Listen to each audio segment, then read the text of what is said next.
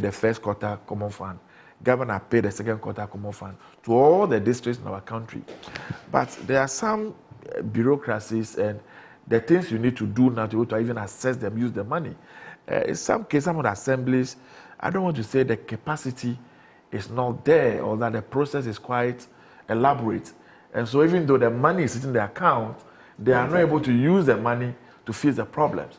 You know, I was discussing with my committee chairperson, very honorable Soya, that if we can do something about it, where because you have to go through procurement process and all that thing, you know, before you are able to take the money and do whatever it is. Maybe we can find a way in an emergency situation like this, so that we can move in and see how we can resolve the problem. Our roads are terrible. We have only one clinic, you know, in the whole area, that is in Lekpe Bakwa, that we are trying to elevate to a district hospital.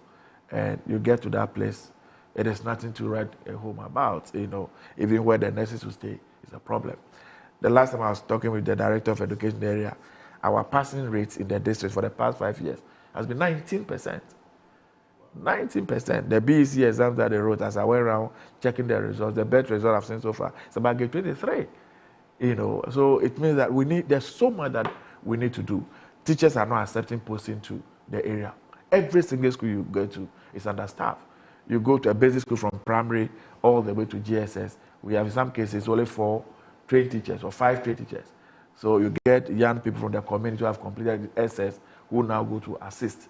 You know, so it is not a very good situation. My thinking is that I will try and get to the teachers' bungalow in most of these communities. I want teachers, even accept posting, they have a place they can stay and work. You know, when we're growing up, because teachers lived in the community, even in the evenings, they will even come around your house. Once you see your teacher coming, at least it puts you, they give you an assignment, they want to come in front of you are working. In the evening, some of them graciously will organize classes for students before they go for their BC.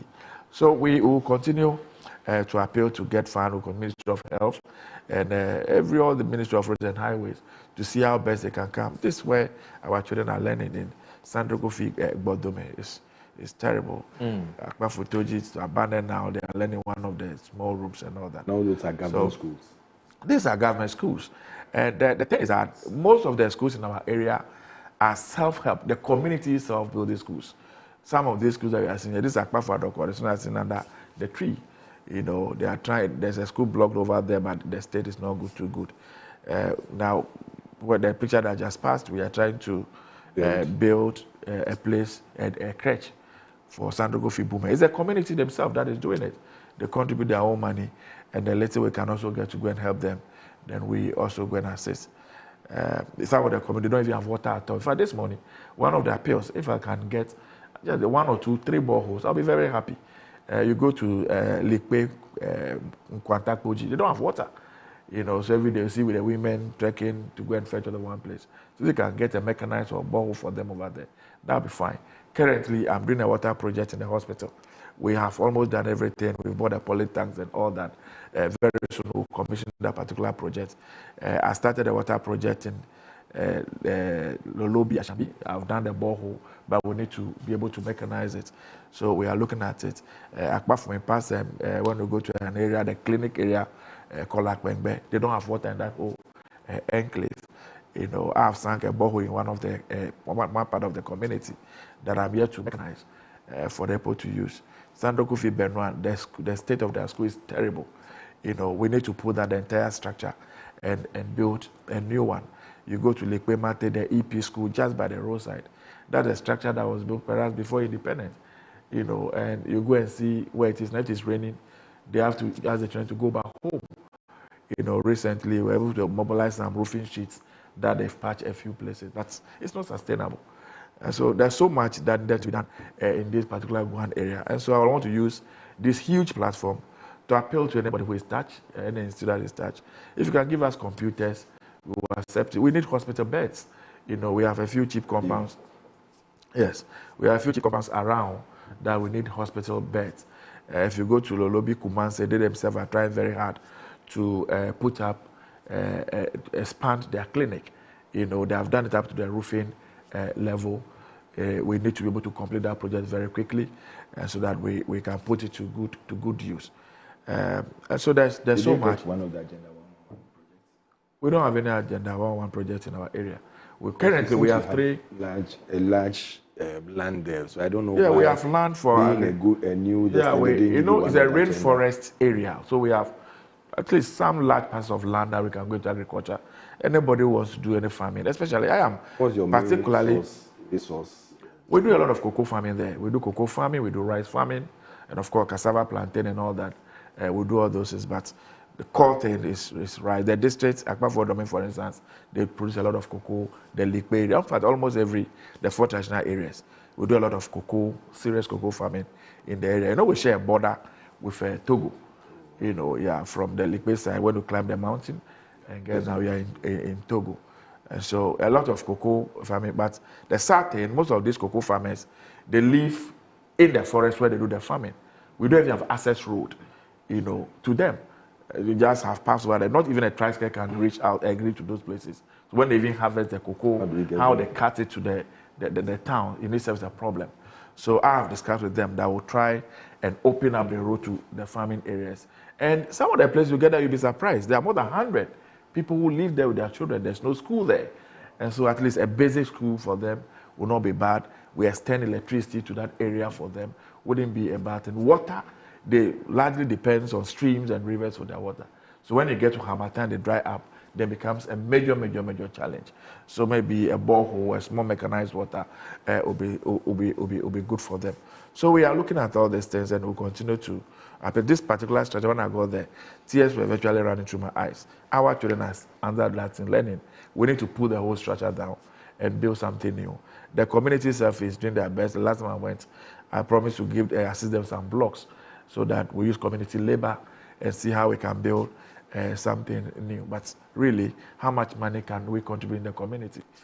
And so we will still fall on the state institutions and just to see how best they can come in to help us. You know, whilst I was watching all of these, and it's just not just with Guan, but with several other parts of this country.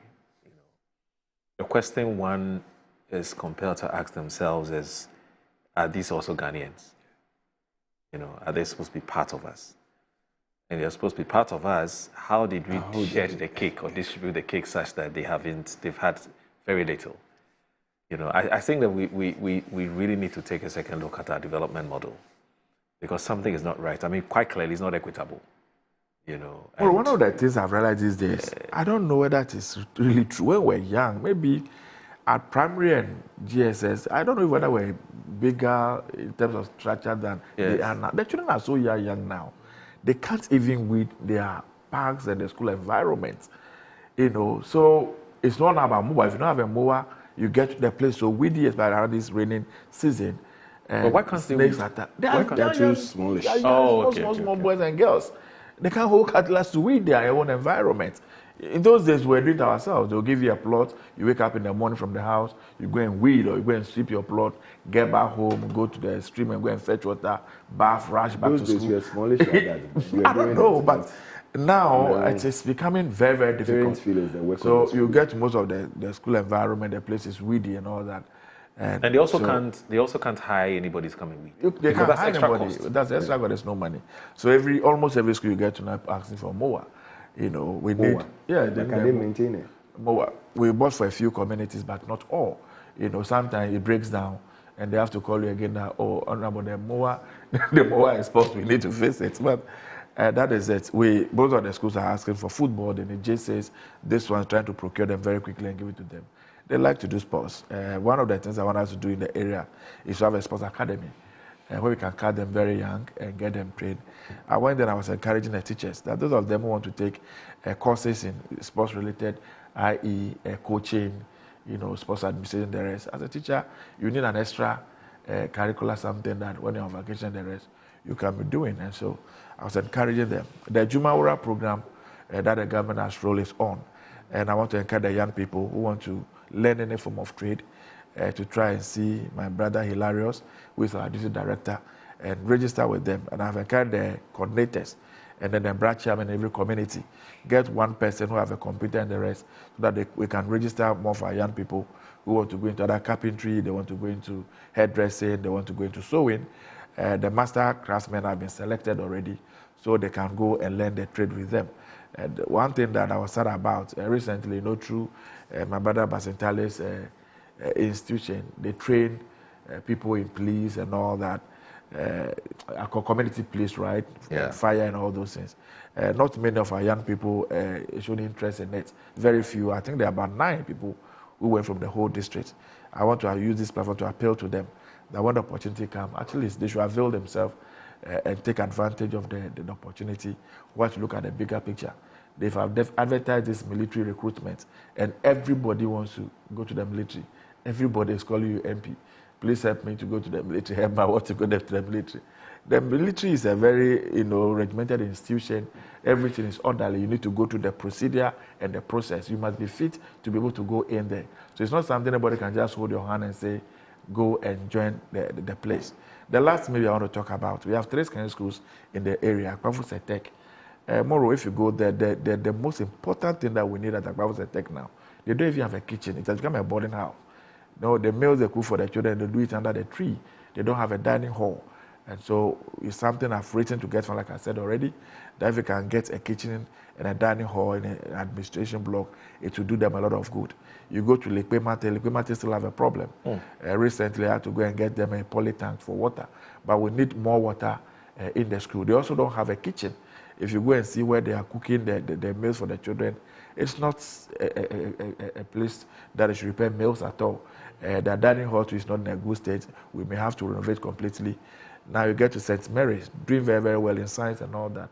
It's also that's the alma mater of people like Franklin Kujos and the rest. Yeah. And a lot of, uncompleted buildings. But we have captured them. President Mahama intends to complete all uncompleted buildings before we initiate new projects. So once we complete those projects and we fix the roads, I'm sure we'll be able to create a more conducive environment where our children can go and have a good education. So I still want to use a platform to appeal to everybody, our citizens who live outside of the community. We have a lot of people who live in Accra, live in Kumasi, those who live abroad. It is our district, it's our community. Nobody else can build it for us. And so I'm encouraging all of them to come on board. Let's all of us put our hands together and see how we can support. You are abroad, bring your computers, bring the little you can bring a few bags of cement, whatever you can help us with, so that together we can build a beautiful district that all of us can be proud in, help our farmers to continue to do their farming activities. Cocoa seedling was a major problem this year. Myself, I'm into farming, and to even get seedlings, we have to go to some other districts to go and get the seedlings, and the cost of buying it. I'm happy that government has announced that from the next season they are going to be giving free seedlings. We are going to be giving the chemicals. We are going to be doing the extension services, the pruning that government used to do. Once that one comes on board, I'm sure we'll get more people producing cocoa in the area. One of the challenges we face last 2, 3, 4 years, the CMB in Howell is they didn't have money, the buyers, they didn't have money to pay the cocoa farmers. And so when they produce the cocoa and they take it there, there's no money. Right. And this is what they depend on. So most of the young people were compelled against their wish to move this cocoa into Togo, where there was ready money and the price we were offering them was far better than what we were offering them locally. And so it's a major challenge. Okay. It is not anybody's wish to want to take cocoa to Togo. But when we don't create an environment for them to be able to keep it in Ghana here and sell it in Ghana, every rational human being will take advantage of what is available. And it's not something we want to encourage as a district. And so I want to plead with the powers that be that we should put the necessary mechanisms in place so that people will not have to use that route in order to sell their cocoa beans. Okay. I thank you very much, Moro, for the opportunity. All right. It's important. It's important public announcement. And I think that for a constituency like Guan, you deserve some special attention, rightly But you're so. a special child. Yeah, you're a special child. A special child in a classroom that deserves special attention. To be able to catch up, with where our colleagues have gone. Because we left behind for a while. Yes. For a long while. Yeah. Anyway, so we'll do this. We're going to jump into our first major conversation. But before we get there, yesterday I understand the railway line from Tema, Shiama to Mpagada. They've started the test runs on it. Okay. And my understanding by tomorrow, Friday, officially to be commissioned for commuters to use it. It will do us a lot of good. Right. I'm told they've built a very big terminal, one in Ashama and two in Tema, one industrial area and one other part of Tema. That will be cutting both people and goods to that particular area. Okay. We intend to quickly open up the Eastern Corridor River, the Volta Lake Transport. Once we open it up, the whole idea is that all these bulk goods that leaves the northern part of Ghana to Accra, they will come through the water. Then there will be a big market around that area that they will bring the bulk. Then through the railway system, we can bring to Accra. And the heavy ones that move from here to the northern part to i.e. cement, iron rod, even chippings and what have you, fuel, all of them to go through the water so that we can get most of these vehicles off the road. And as the president announced, the vehicles that are going to the landlocked countries of Burkina Faso, Mali, and Niger that are using our roads, we want to encourage them as much as possible to use the lake transport. And so we are in communication with the 24-hour economy, VRA, and all that, and see how we can get more budgets on the water. So let's take a little breather. Fred was previously the communication director for NDC. Yes, the communications. When you give him the chance, When you give him the chance, when you give him the chance, he will go far. Let me also just comment. The managers of the economy, we are told that inflation, as we speak now, is in the single digit level 9.4. That's good. When we are talking about the Padaga, that is very encouraging. I know. Somewhere last 2 years, while your president is talking too much. It was around 54%. We inherited at 20. We should take a break and come back. 23. That's about 9.4. I want to commend Honorable 24 saying the Governor Bank of Ghana, His Excellency the President, everybody who is playing a role to make sure that we create a Ghana that we promise. I thought he would have commended the Akufo-Addo government for the railway line he's talking about. But why? You know the history of that railway line. You want me to tell the history? I thought no, do you want me to tell the history? This is our project. It's our project. It's a strong project.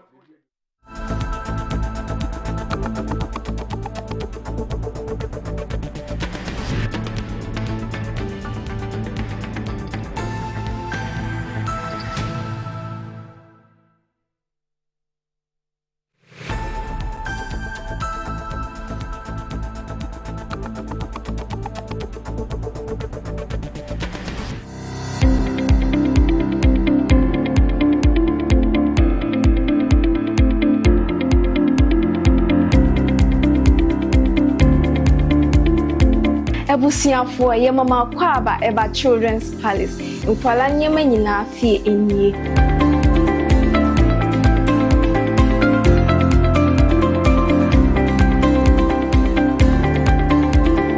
yonkwala ntade mani mema nyina ntare nyina wase yonkwala shoes yonkwala duane yonkwala wipes nkwala diapers nkwala toys baby cot in fact bibia opama o manyina obenye bi wase.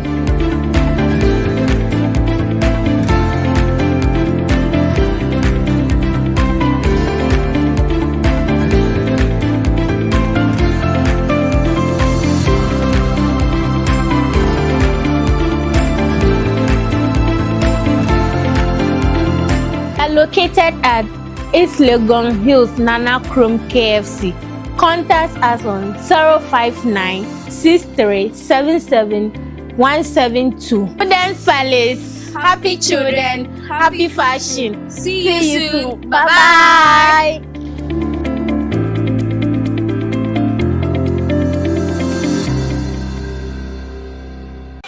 Are you a headmaster, headmistress, parent, teacher, or an educator looking for high-quality textbooks for preschool, primary, and junior high school students? Look no further than Advocate Publishing Company. Advocate Publishing Company is a leading publisher of educational materials in Ghana that publishes very engaging, interactive, and comprehensive textbooks that meet the needs of students, teachers, and parents. Our textbooks are thoroughly published to make learning fun and easy. They are also designed to stimulate critical thinking, problem solving, and creativity in students. Make Advocate Publishing your preferred choice for all your educational needs. Explore our range of textbooks and educational resources. Visit us at the old GNTC yard near Kingsway, Accra. You can contact us on 0503 786 776 or 02408 06354 Also 0531 600360, and connect with us on Instagram, X, and Facebook at Advo Publishing. Don't settle for less. Choose the best. Advocates Publishing Company, empowering young minds one textbook at a time. Think in publishing, think Advocates Publishing. In my line of work, a confident smile is everything. Kel Charcoal toothpaste keeps me on top of my game and ensures my smile is always radiant and bright. With the tiring nature of my job, we spend several hours under the scorching sun. To keep our teeth white and our breath fresh all the time, we use none other than Kel Charcoal toothpaste. Kel Charcoal toothpaste. You're on a Kessie and in a kit one. Samayo kendini, ehu behia, semecha sapapadia to amame manfo. Kel Charcoal's natural ingredients, ene bombe se ho ban, emane sweng, ne sanso mama hotoso e wo bedwam. Kel Charcoal toothpaste. Choose Kel Charcoal toothpaste for anti-cavity, whiter teeth, and fresher breath all day. Available in 80 gram and 150 gram. Grab yours today. Kel, happy smile. This advert is FDA approved. Yes, next. Hey, Nadia Benson, Asamo. Me didn't tum. Mr. Friendly Calico, just call me cockroach. Now, Mr. Friendly once now. Hey, that's on you. Improve car. Yeah. Captain was key to double the action.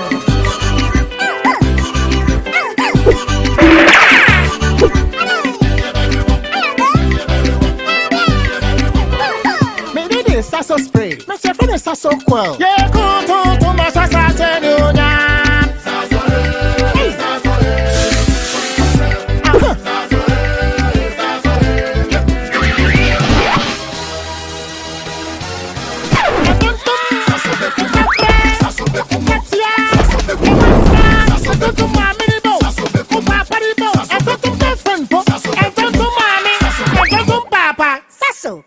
Tum preko.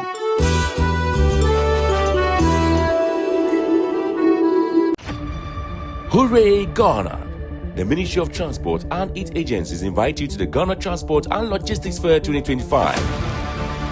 It's the first of its kind in Ghana. From 22nd to 24th October 2025, the World Trade Center Accra comes alive with cars, shape, train, logistics, and plane dealers all in one place. Are you a modern car dealer? Do you sell electric vehicles? Then this fair is your platform to shine. Students and the general public will experience free electric car test drives, thrilling maritime showcases, and even free helicopter rides. All 15 agencies under the Ministry of Transport, plus global car dealers, airlines, logistic giants, and investors will be there with His Excellency John Dramani Mahama as our guest of honor. Register now at infodigitalIGH.org or 0244-613-246 or visit our website www.transportlogfair.org. The Ghana Transport and Logistics Fair 2025. Beyond movement, resetting Ghana's transport future.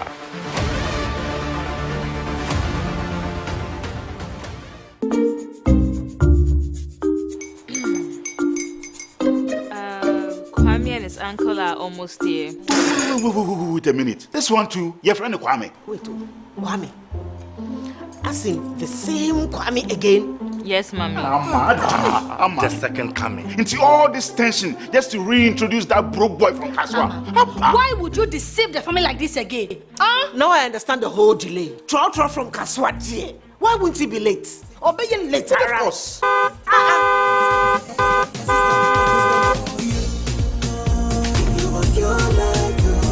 Star 712 hush, star 712 hush.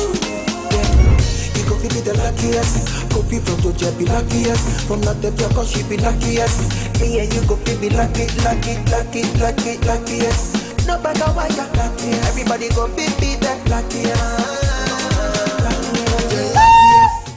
That's Kwame! Send your God down boom. If you put it to you, so would the coming of the Son of Man be. Hey! Is that his car? Dial star 712 hash. Choose your ticket. Enter your lucky number. Follow the prompts and let destiny handle the rest. This promotion is regulated by the NLA on the Caritas platform.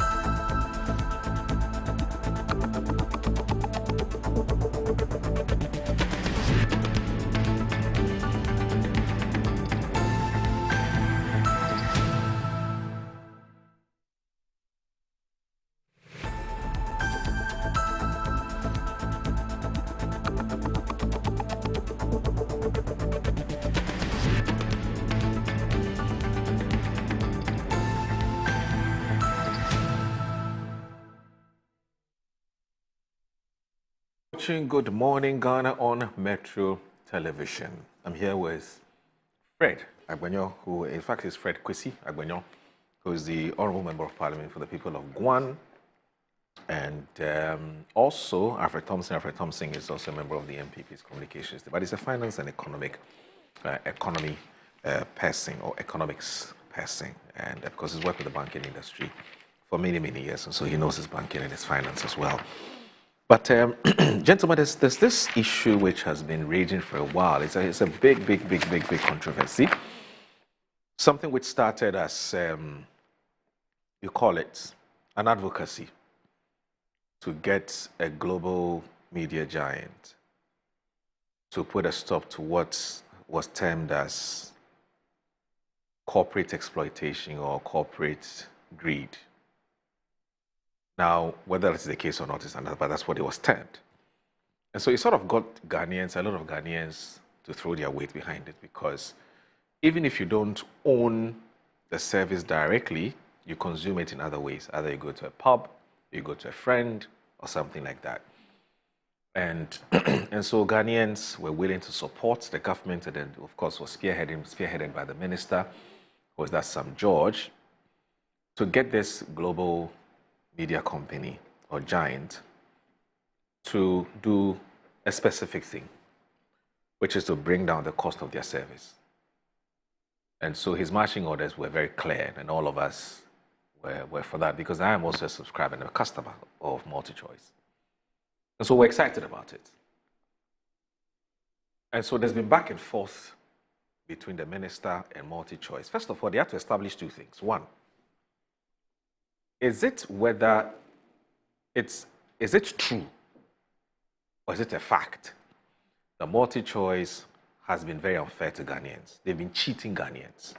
They had to establish that, because the minister, based on the facts available to him, was arguing forcefully that MultiChoice were not treating Ghanaians fairly, were exploiting Ghanaians.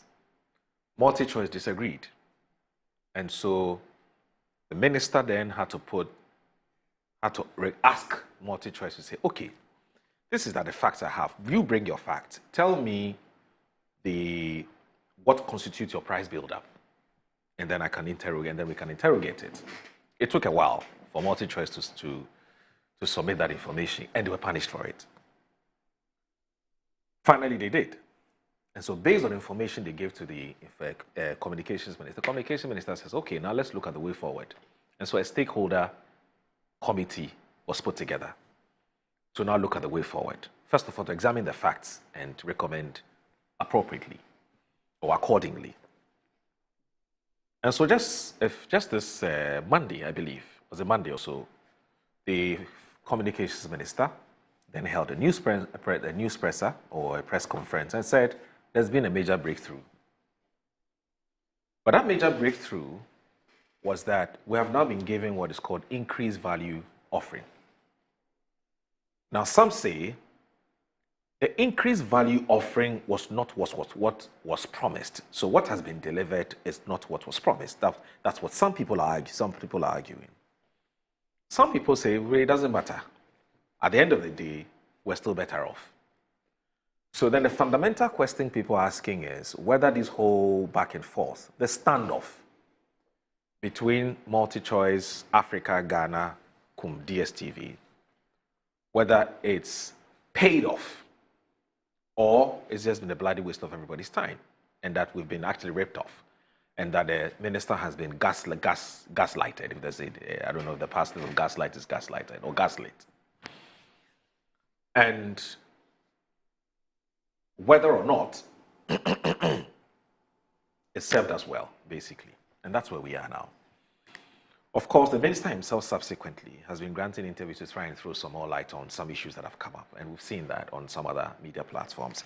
But there's one interview he granted which has triggered a reaction from the minority in Parliament.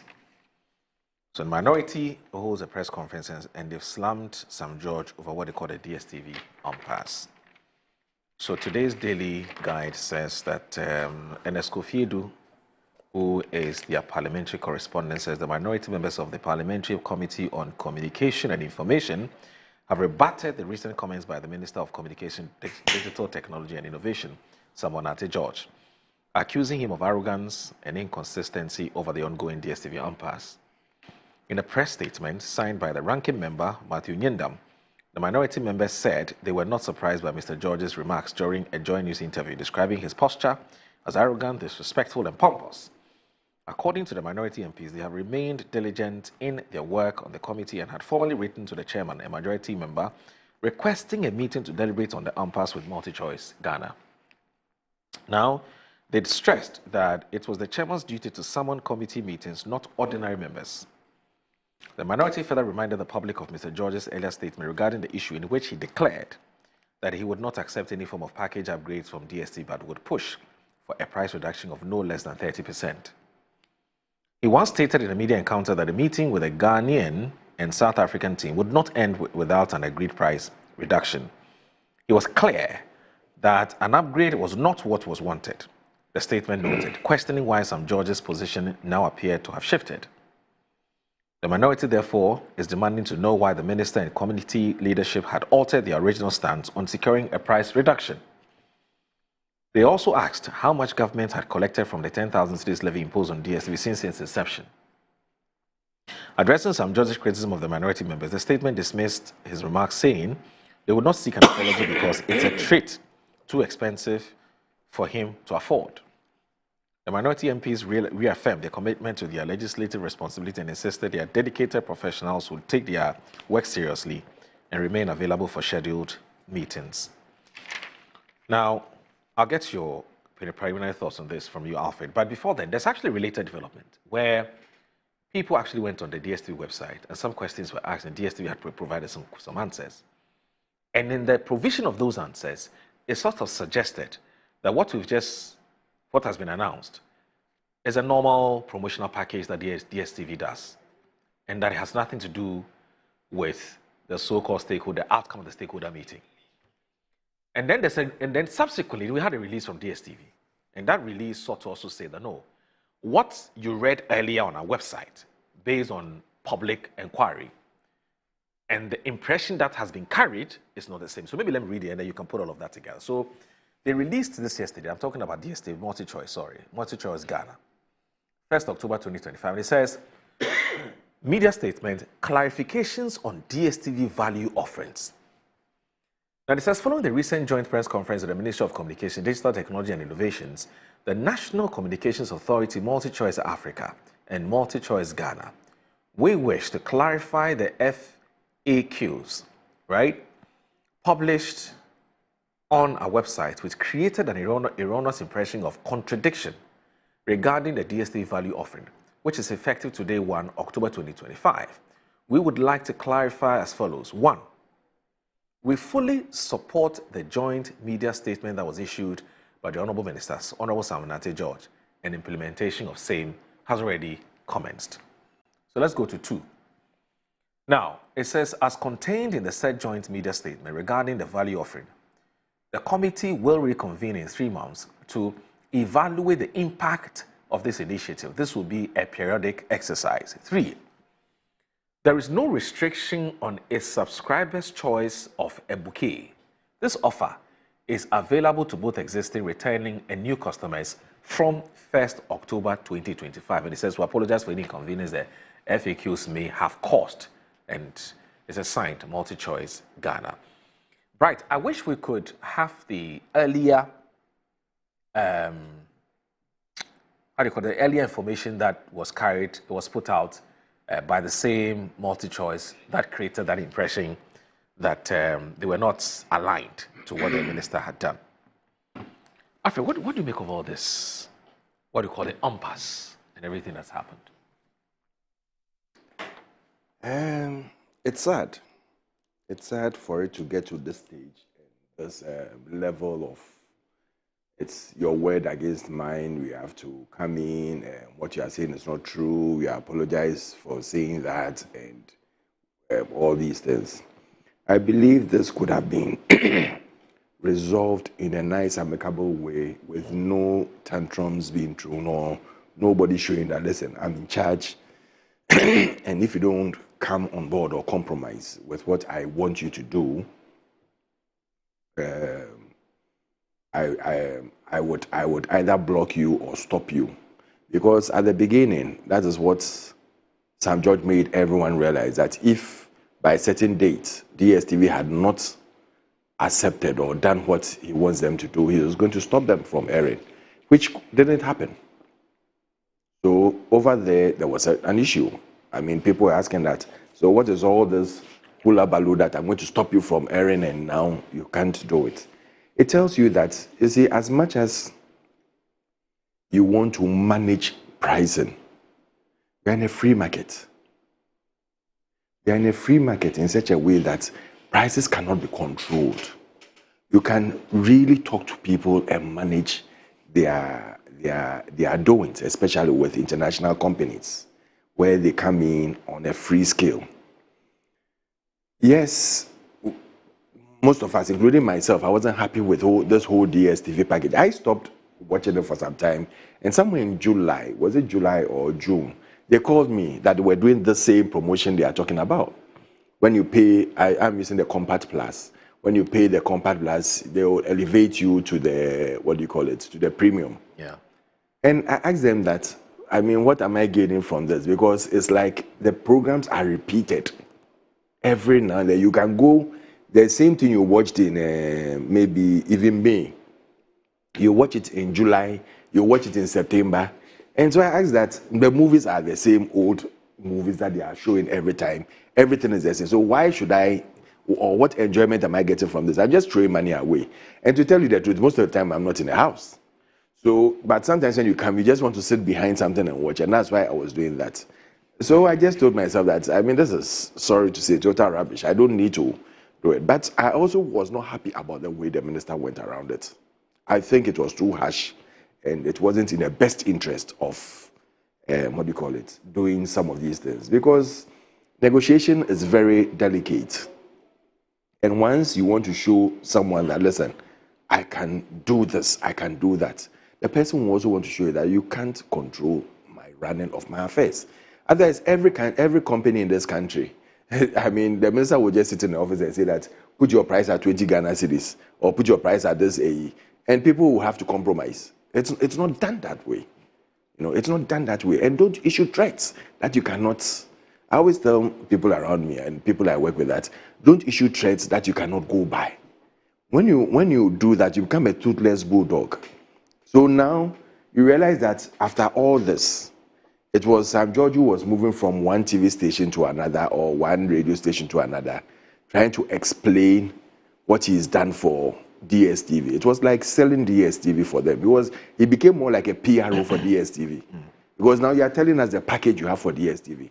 Let them come and do that work. That is not your job. Let them come and tell us that, yes, after sitting with them, I'll let your PRO, just then issue one communique, and that is it. That this is where we are going, this is how we are driving it. But you now go on and start explaining. And then when you even get a challenge from the host, now listen, this is not a price reduction. This is not, and it's really not a price reduction. It's a package that is being given out. Then you come and tell the host that he has comprehension with his English, and that Ministry of Education, Ghana Education Service, I mean, this is below a minister's, what do you call it, call. He shouldn't do that. He shouldn't belittle that institution.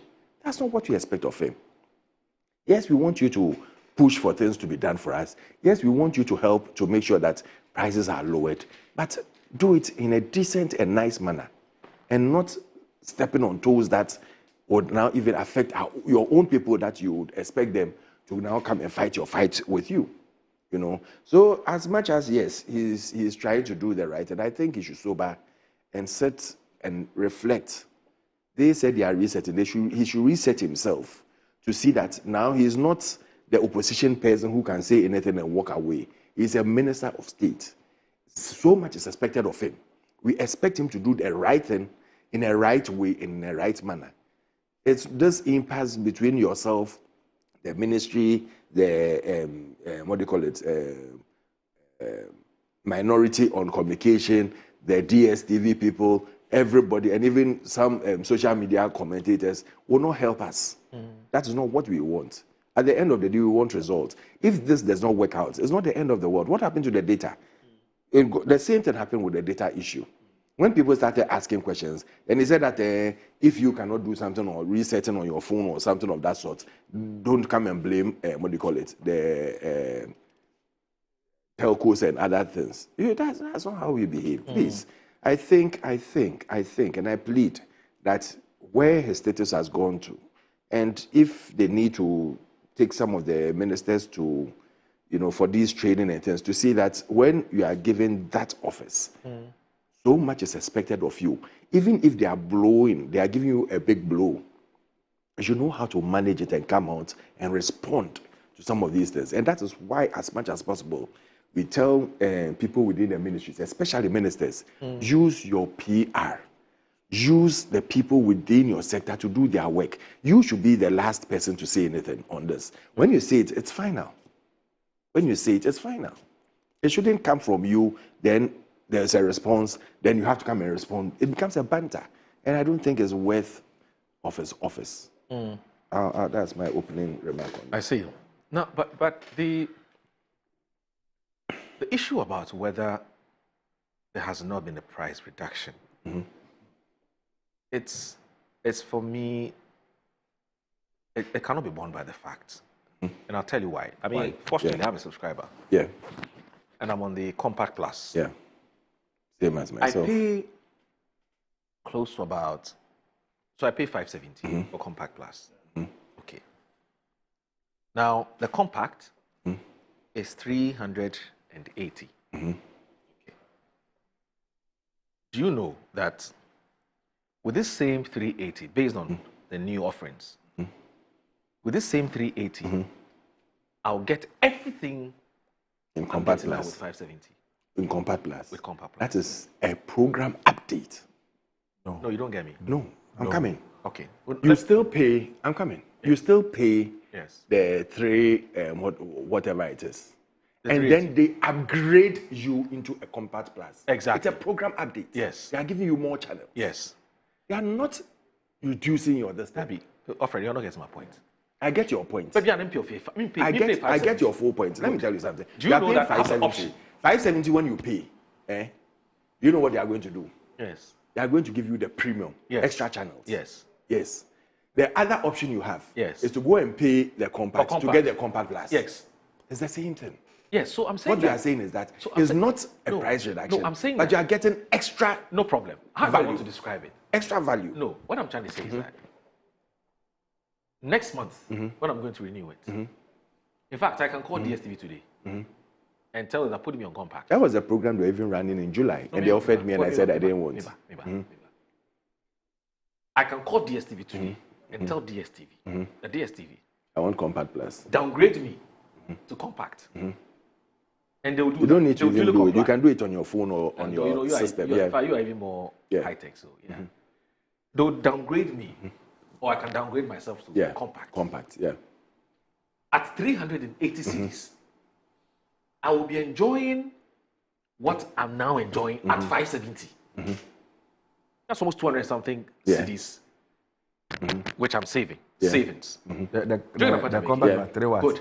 So now, subsequently, at least for the next 3 months, I won't pay 570 anymore. I'm paying 380.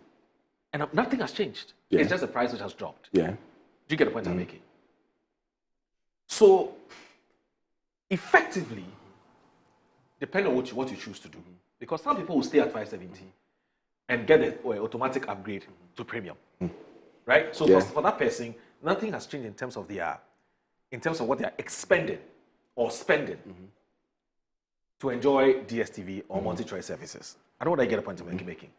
So it may not be entirely accurate for somebody to say it's just an enhanced value offering or increased value offering. I agree to a point. Yeah. To a point. Yeah. Because, listen, if you are reducing it, reduce it. They claim, and you see, from the beginning, it was a promo they were always running. So it's like, I've extended the promo for another 3 months. Okay. After 3 months, we'll see how it goes. Okay. It's not a matter of maybe I've gone to negotiate and they have reduced it to this. Oh, okay. So apparently, Wahala don't finish you. Apparently, you are not allowed to downgrade. So if I'm on Compact Plus today, I have to stay on Compact Plus to enjoy that service. Premium. So is it a reduction? So here's the you thing. See, I heard. I'm coming. Just before we discuss this, yes. I heard that one. Yes. But later on, that is where they came to apologize to Sam George. Let's be realistic. That's where they came to apologize. So they're saying that this doesn't exist anymore. Now you can downgrade. You can downgrade. Now you can downgrade. That was their latest. So initially they said you either stay connected or reconnect. Or reconnect. In other words, when they started, they said you can't downgrade. And I think that was where the impasse came in and they had to fight. Okay.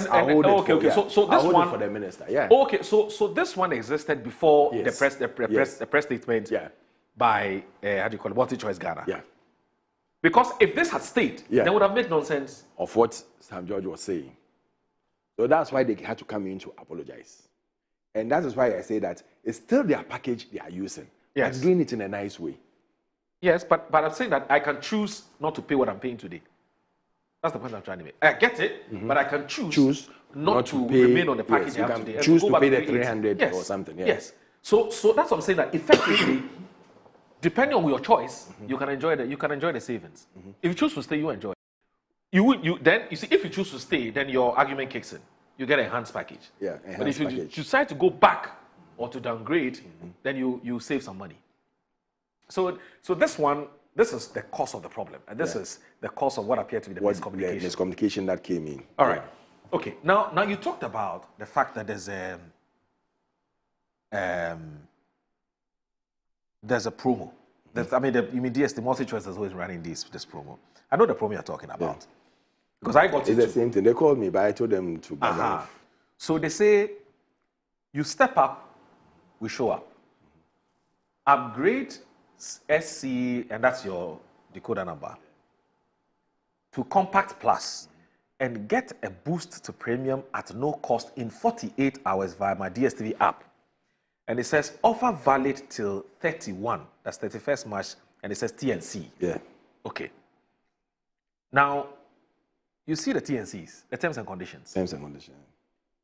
You have to upgrade to enjoy. Yeah, that was in March. That was in March. Then in so January to March. Yeah. Then you have to upgrade to enjoy it. Yeah.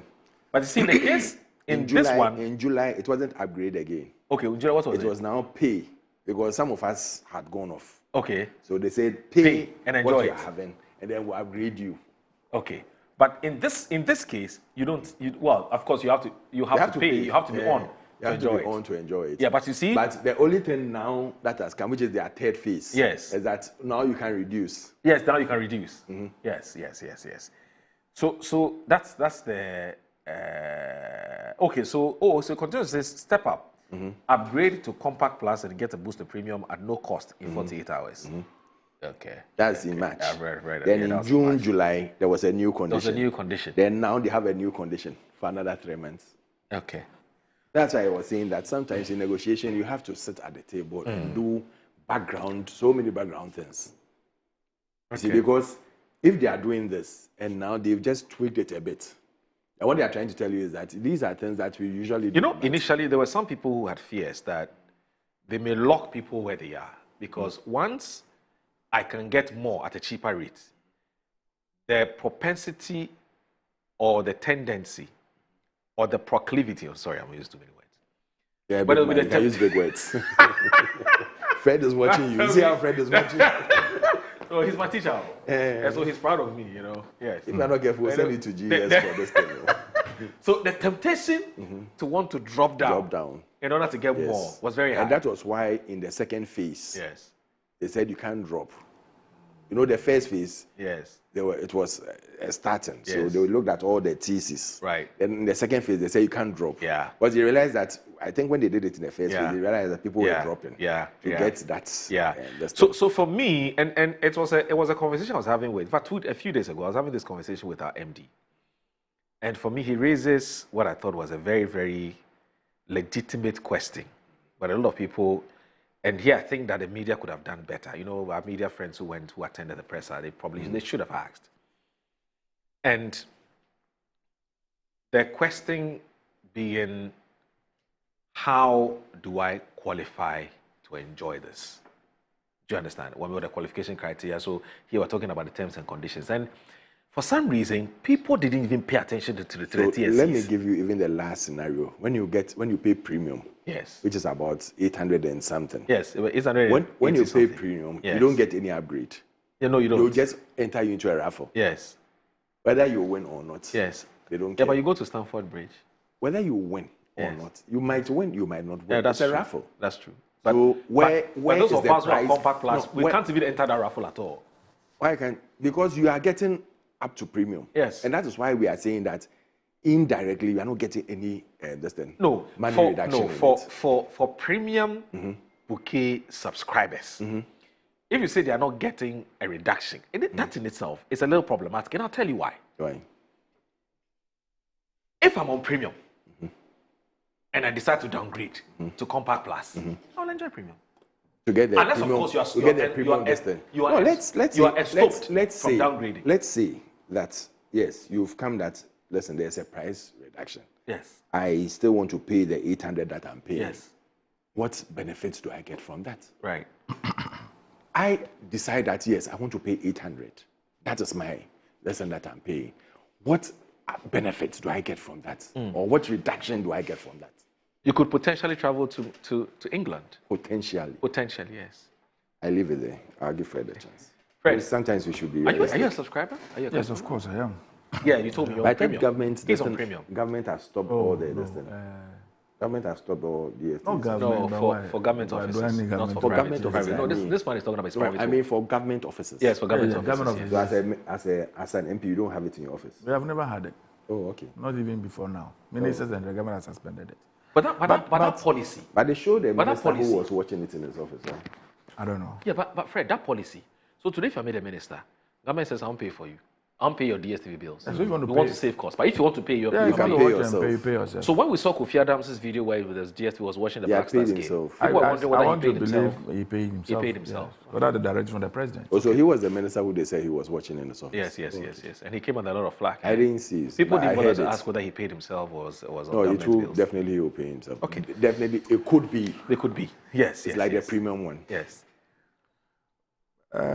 Moro, I've been following this particular conversation for some time now. Okay.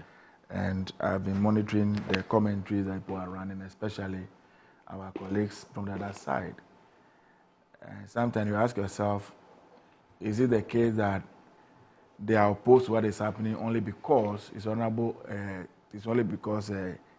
Sam George who is leading the charge, or what? I can't say that. A sector minister fighting for the benefit of the entire Ghanaian society. The least we can do is to encourage him. The least we can do is to support him.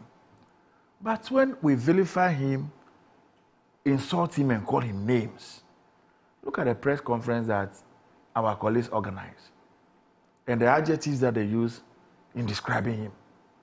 Why must they do that? Was Honorable Sam George fighting for himself? Was he fighting for his wife and children in the house? Was he not fighting the interests of Mother Ghana? That all of us who are users of this particular facility must enjoy, must benefit from it? Either you see where it's coming from. MultiChoice told us that because of our exchange rates, the cost of production was expensive. Now, by the grace of God, we have been able to stabilize largely our currency. And so the minister makes the argument that if that were the reason why the price was so high, now can you do something about it? I thought all of us should rally around the president and the minister and the president for this particular call. And so why are we vilifying the minister? Why are we insulting him? Why are we calling him names? Our neighbors, Nigeria. You see, when you create the environment for people to do the wrong things, human beings, because we are rational beings, we will do the wrong thing. Right. If I can get a service from Nigeria, the same service, and I'll pay 200 Ghana cedis, why must I pay 800 cedis in Ghana to get it? And so I'm not surprised that today, several people are using multi-choice Nigeria and not Ghana. Yeah. How are you going to blame them? Are you saying that multi-choice Nigeria, they are not paying taxes in that country? Are they also not paying taxes? And so why might they enjoy better services than we are enjoying? And why must we pay more than they are paying? And so if the minister is doing everything possible for our collective benefit, where has he erred? What wrong has he done for the tax and the vilification? You see, we have been taken for granted for far too long in this country by some of these service providers. We have been taken far too long. And I don't know why, whether it's a deliberate thing or it has happened, just by mistake, that we are creating some form of monopoly for these people.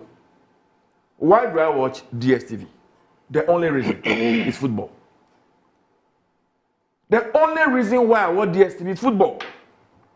Either I want to watch the European League, either of the UK Premier League? Champions, whatever. That's the only reason. Beyond football, I don't watch anything at all on DSTV. I'm not a movie person, I'm not a music person, I'm not any of those things. And those other things, I can get into on all other platforms. So as a matter of fact, it is football they are selling to us at this cost. Majority of the people who are watching DSTV, it is football. Right. Go and do the research. Yeah. So it is that viewing that they are selling to us. Not their movies or not anything. And now I can get on other platforms, including YouTube and the rest to watch. For free. For free. Just your data. You understand? So the call by the minister is a legitimate call. No one is saying it's not. And I think all of us should support and encourage him. You may not like his approach, that is you. But it doesn't also allow you to go insulting him and calling him name and describing him the way they are doing. You understand? See, go and pick most of the airlines that even come to this country from wherever it is around the world. I know people who prefer to fly from America, New York, to Nigeria and come to Ghana than to fly directly from New York to Accra because the cost difference. Sometimes, if you are flying in, let's take Emirates, from maybe you are going to London and decide to go to Dubai. The plane you sit in from Accra to Dubai is different from the plane you sit from Dubai to London. In terms of everything, the beauty, the comfortability and everything. And so you pick Emirates from London, Heathrow, the same luggage. You get to UK, you get to Dubai, you are flying to Ghana. Then you get to the checkpoint, they tell you your hand luggage is too heavy. You should have to go and do something. It's not the same flight. So when I'm coming to Africa, I'm treated differently. When I'm going to Europe and America, the situation is different. And countries in Africa, including Nigeria, have been able to put their feet down and say, no, you cannot discriminate against us. We also they deserve the best. And so for me, the call that the minister is making, what he's pushing for, is something we should all rally behind him, encourage and support him. We need to encourage and support him than what we are doing now. Okay. Now, the argument that we haven't gained anything in terms of price reduction. If I go to the market to go and buy pawpaw, and because I don't have a lot of money, their pawpaw they are selling for 100 Ghana cedis, 50 Ghana cedis, 20 Ghana cedis. I really would have loved to have the 100 Ghana cedis one. It's either bigger, it is more, but because I don't have money, I am compelled to settle for the 20 Ghana, 50 Ghana cedis one. Then I ask the woman to reduce the 100 one. He said, you will not reduce. Then the woman says to me, okay, if you can buy the 20 Ghana cedis one, the 50 Ghana cedis one, I'll give you the 100 one that you really want to have. How do you say you have not saved costs? I'll show you. How do you say I've not saved costs? Because if they have not reduced the cost for me, or they have not elevated my status from the one I've paid for, it means I wouldn't have enjoyed what I really wanted to enjoy. So whichever we look at it, there's some cost saving. Occasionally, when you are watching matches, when you are playing multiple matches, Alfred argues that's more enjoyment, not necessarily a price reduction. It is money you save to your pocket. Where I sit now, maybe I'll prefer to watch premium and pay 850 Ghana cedis. Now, per this arrangement, I don't need to necessarily go and subscribe to premium now. Now I can go and subscribe to, what's the name? Compact Plus and pay 570 and enjoy 850 services. How do you say I've not saved some money? But who says I want to go to premium? Maybe I want to stay where I am. Almost everybody would have laughed to get a very best. Not necessarily. Not everybody. For some, you see, people pay for the services based on what they want. Not necessarily. Some, no, not necessarily. That is why you see. The reason why there are bouquets is to serve different people with different interests and different. And I'm saying that. So maybe someone doesn't like soccer. I'm saying that not necessarily. Majority of the people who will go for the least one. Yes. It is not necessarily because that is what they want. Oftentimes, cost is the main issue. Cost is the main issue. You mean ability to pay? Ability to pay. If I can pay and get everything, why must I settle for less? Okay. Let's even assume without admitting the majority will subscribe to a certain bouquet because that's what they can afford. But there are also people who are there because that's what they want. I agree. I'm not contesting that. Yes. But I'm saying that, that person if we interrogate further. Ask for that person's wish for the price reduced. That's what everybody wants. Because you talked about we are being rational spenders. As for people wishing that the thing is reduced, for as long as they can maintain what they have. For me, maybe there's a way we can break this. Even now, I think you have other channels that are showing, especially football. They are not the only people now who are showing football. You see, it is a normal thing that when you have more suppliers of particular commodity, it will compare price to go down. Yeah. Because then users and consumers have the ability now to switch from one to the other. And so once people realize that no patronage is going down, and you do your own survey and you realize that the reason it is going down because my price are too high, naturally I'll be compelled to bring the price down. So what we should be encouraging at this point is to open the gate for other people to come in, provide almost the same services, and then naturally it will force the prices to come down. But as long as multi-choice, that's right. Yeah. But as long as multi-choice believe that where they stand today, they are the only people who are providing the kind of services that all of us want to enjoy, then they can do whatever they want to do because on their own. Now, that's the market structure we have. It's an oligopoly. Yes. As I'm saying that, so they dictate the we need to break it. We need to consciously break it. It's difficult. Because how for now, there's only one multi-choice. It's true. They don't have any other. And I'm saying that I think they wanted to bring this other box, this multi stars of this go. Yes. Go TV and all those things. They tried, they couldn't. You know, Sporty TV now from Britain, isn't it? Yeah. You know, Sporty they tried, TV, but they couldn't. You know, Sporty TV, right? Yes. Sporty also show most of these football matches these days. It's still not the same. It is not the up same. to that level. Yeah. That's why I'm saying that if, for instance, you can encourage them.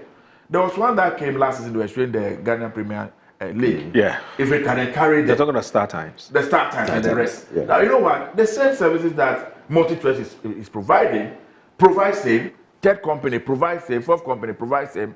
Trust me, naturally, it will compare the price to draw down. So he's coming back to what I'm saying.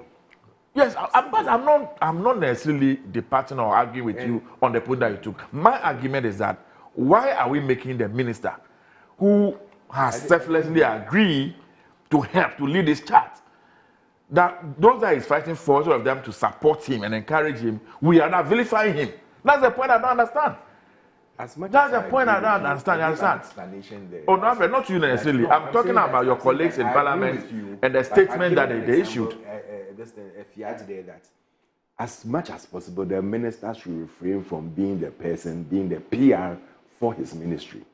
You see, this is should be the last person. This is something that he deliberately is leading. So let your everybody knew his position even before we came into office. That he was fighting this issue right from opposition.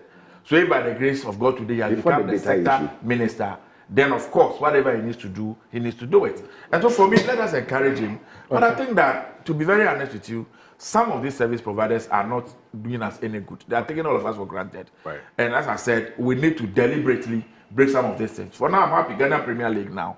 It's on TV3. It's on Onia FM. It used to be even on this Metro TV platform. And let's get it well. Let us get it going. Let's get Ghanaians to accept our own and watch our own. And then let's see how some of this... You see, I am not, for once, trying to say that multi-choice is not helping this country. Whichever way, they have created employment opportunity for a lot of young people, right? It releases tension. Sunday afternoon after church, not having to do. Saturday, when you are stressed out, you can glue to your television set and get something nice to watch. So while discussing this and concluding this, it's a call, especially to the national broadcaster, DSTV and the rest, that they need to up sometimes their games, the kind of thing they show on their networks. You know, sometimes can be very, very pathetic, the things you watch on the network. And so let us encourage them, let's pay, let's invest on our own, and I believe all of us can get the very best we want. Let me conclude by urging the minister, remain the soldier that you have always been, remain resolute. It's Mother Ghana you want to serve. As I've always would say, leadership is loneliness. People will not understand. But once you have achieved the result, I believe the same people who are criticizing, insulting you will come to appreciate it. All right. So let me read some few messages and then we can move on to our next topic. Now, have we concluded on this one? Sorry? Have we concluded on this? I think so. I think so. Because so I know Alfred. Alfred is I hope the minister will listen to the advice we are giving him. He shouldn't be a PR for his organization. Right. He should let the PR department work. Being paid to work. If the minister zips his mouth on this, so let me do this. You are the same people who come out and say, "Oh, the minister is not talking. The minister is quiet. Minister is talking." Now he says a PR. What I told you, what the minister to do? You are giving him, but he should be the last person to talk. The banter should not go on between them. A time comes when the president must speak. It is not because the president don't have people to communicate for him. A time comes when the chief must speak. I think that where we have gotten to, everybody is interested. Everybody wants to know what is going on. That is the time you want to hear the minister himself speak. That's the final authority. The final person who speaks. The thing about Sam George. So for me, and that is wrong. The thing about Sam George. I mean, if you meet Sam George in person, he's a great guy. Oh, yes. He's always the things people say about Sam George. When I hear that, I think that sometimes he's carried away. Yes, his public, how do you call it, demeanor sometimes creates a different impression of him, you know. But as a person, if you meet him personally, I mean, he's a great guy. He's a good friend and a great guy. What are this? My major concern now is the telecoms, the network. But he said he was reducing the it's the same model. It's the same model they have used. You buy one, you get two. The same approach. Nothing. Masa, yesterday, 2 days ago, my brother bought 10 Ghana cedis data. Within 2 hours, the thing was we said, but the data I said you should ask Sam George. No, Sam George said you should check his settings. No, I said you should ask Sam. They checked the settings. Listen, there's a lady who was with us who works with these telcos. She checked every setting. Everything was okay. Master G1 home, there's nothing like settings. I think my major concern has to do with the network they're experiencing now. See, when you go to my constituency, most of the communities, they don't have network. Today, you see people who are standing on mountains, people are climbing trees to be able to make calls. Oh, you go to Lake you go to Sofo Lake Frobia. No, he says they're bringing you. Dr. Computer. The doctor. No, he's not Dr. Computer. I'm saying that we need to look at it. We need to improve our network. Where we are now, everything is about data, everything is about the internet. Yes. And so it's something we need to pay particular attention to make sure we can improve the service delivery. So let me read some messages that have come through on some of the issues that we have raised. So Sani Salihu. Awoki. Sani. Now, he says, technically speaking, the price of premium bouquet is removed, dead and gone. So for those who are on premium bouquet, it's nothing but a privilege in the next months. The price of the premium won't exist anymore. This is a marketing strategy DSTV uses, not a selling gimmick. To make a total and open declaration that DSTV Multi-Choice Ghana has reduced its price means the company will suffer similar fate in all other 50-something countries in Africa where it operates, and that will be disastrous. One can understand it better if one delineates the name Honorable Sam George from the analysis and thoughts. This is just a commonsensical approach to solving the issue. Let's not forget that this isn't a routine upgrade or a promo. This is a deal sealed and accepted by both parties with 3 months review. Good morning, Sani Saliu. Manche Bruce. Which one would that be? No, the other one is Sani. Now, Manche Bruce has sent a message. Yes. Sani Saliu. He's written a nice message. But once he ends up by saying that in 3 months there will be a review and all these things, it means that it hasn't been signed and sealed. All right. It hasn't. All right. So Manche Bruce says. Unless maybe me to have to go to this thing, GES to give me tutorials on. So Manche Bruce says, Sam George has overly raised expectations of Ghanaians for nothing. Thank you. You promised to reduce the cost of wache from 50 cedis. Obake? You heightened my hopes only to come back to tell me that I'll continue to pay 50 cedis for wache. But with more shito and talia. And maybe get more extra. And more willy. Now, either you couldn't buy willy, you couldn't buy an egg, you couldn't buy fish. Now pay and get all this. No, maybe I'm a pescatarian. I don't eat. When his money don't have, so now pay the same. That's poor man talk. Poor man talk. His money don't have. Anyway, so Manche Bruce, let me finish the message. Yes. So Manche Bruce continues and he says that I actually don't need shito and talia. Honestly, what am I supposed to be thankful for? So if I'm a premium subscriber, what is in it for me? And you know what? When he's done, he says amazing conviction. Manche Bruce the second. When you're a premium, no, Manche Bruce, you haven't told us how to pronounce it.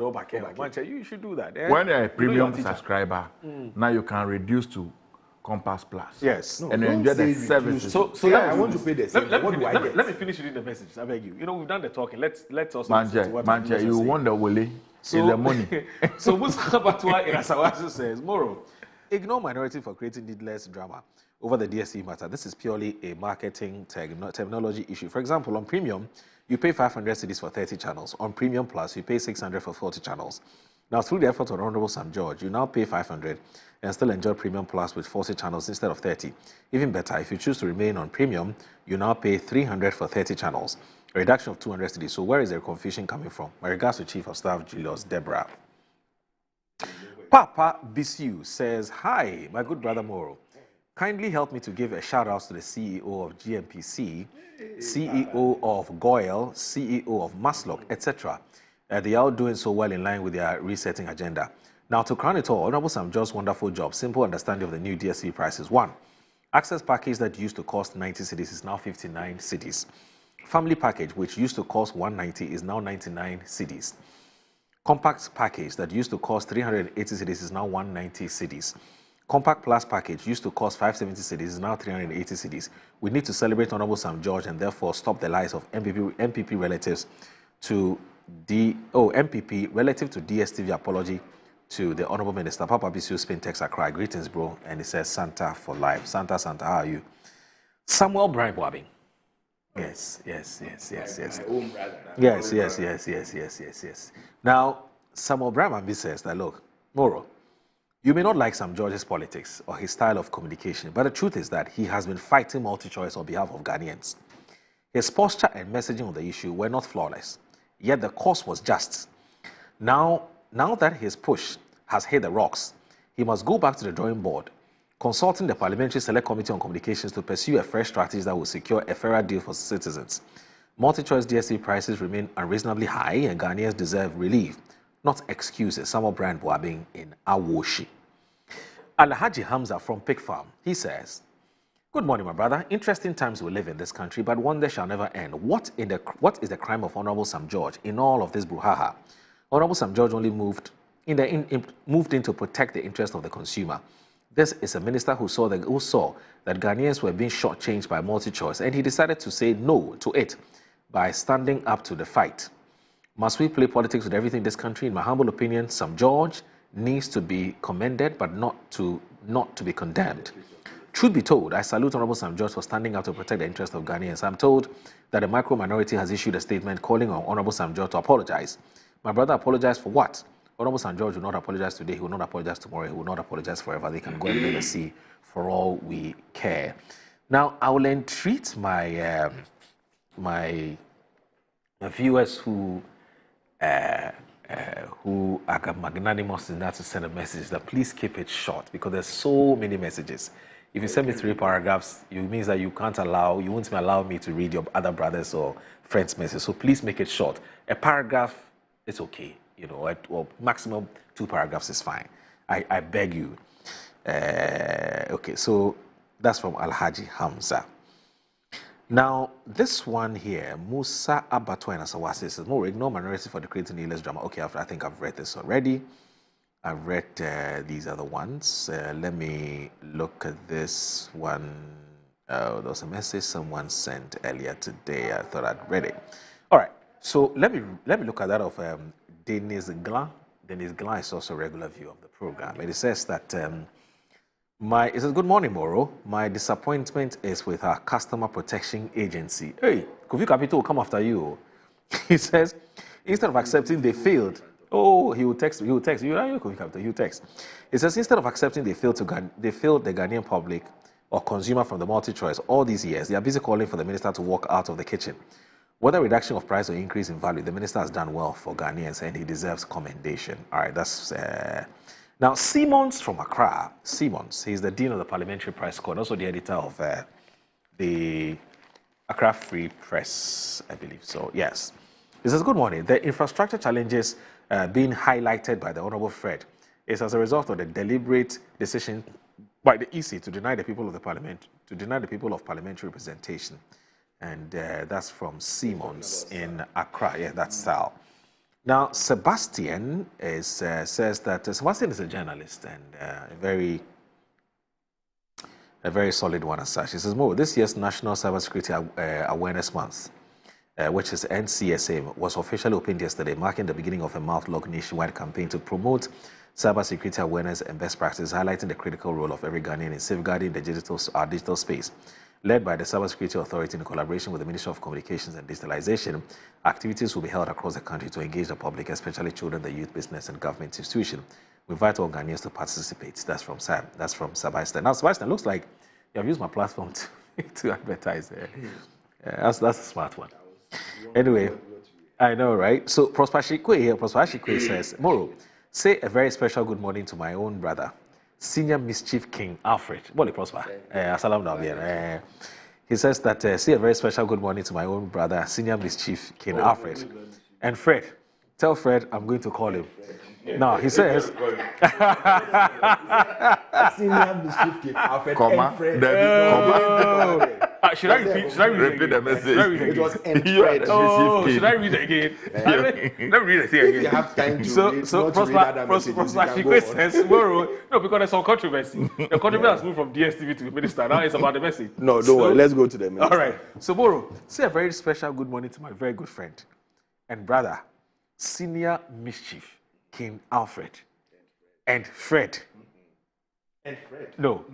This one, the mischief is for you. It's for you alone. No, the mischief is for you. They didn't write Mischief Alfred. No, Mischief Alfred. You may have to send a message again. It said the wording of the message for him, how he understands it. No, it's not how I understand, but you also understand it that way. Come on. Okay. Let me just. Bro, do you understand let me read it. I want to understand whether you have comprehension in this. And whether I did fear SHS. So it says, if I used to pay 200 cedis for a particular bouquet, and I now pay 120 for the same bouquet, is that not a reduction? Okay. No. And why is everyone assuming that every user of DSTV is under compulsion to upgrade? Else, they would not enjoy any reduction. That's a terrible lie. Truth is, there has been a reduction, and the only people who are refusing to see that are MPP members. Simple. Enjoy your day and enjoy DSTV. You see, even this. So, Mystic Wonder says that good morning to you, Moro, and your panelists. The modus operandi of the mini micro minority of MPP is that they criticize everything that the government does. The MP should channel the same strength in building their disorganized party. It is not common to have a minister who's fighting for the consumer. And it says, kudos to Sam George. The increment on prisoners' allowance is also another step in the right direction. And it says, my regards to Chairman Oliver Kevo. All right, so We need to take a little break, a little breather. We've been talking for the last 1 hour. We need to stretch our hands and our legs and things. We'll be back in less than a minute, so please stay with us. Don't go anywhere.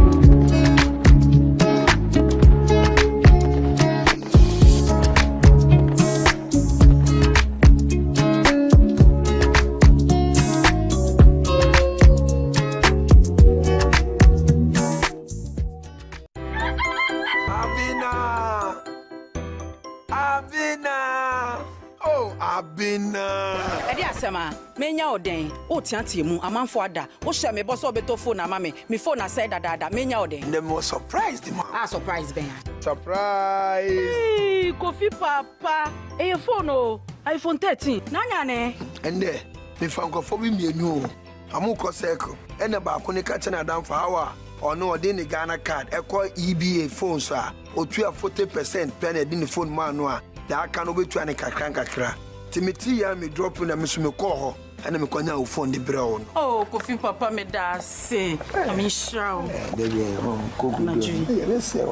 What EBA phones had ye, yet on iPhones ne ho akade nyina. Ye sanso de ma wholesale. So ye dealer na sa opedudu atua and na sa afi na wo she iPhone business na sia. Braya sia ye, hwehwe ye chira kwan e wa Accra Circle Mall. Any tiptoe lean, modern photos in chain. American Monso, ye ni odor rice ene edi nhwenim.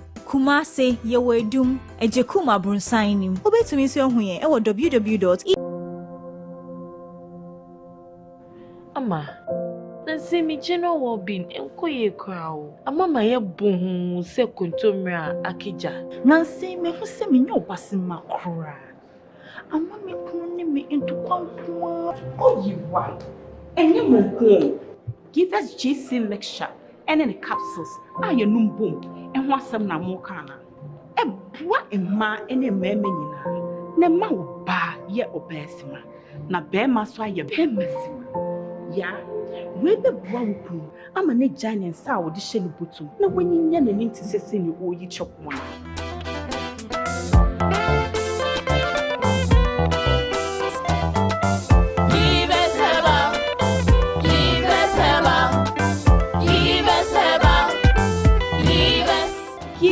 GC mixture and capsule. Achisa. A painful about one more menu for one kwada when you feel to me. Achisa. Wabedum time aso. Hey, J. Watch it, na learning. Missy, watch and learn. Makwaya mabesisia. Abozege. Akache say no ya konate and the more drink woman. Hey. But I didn't mean.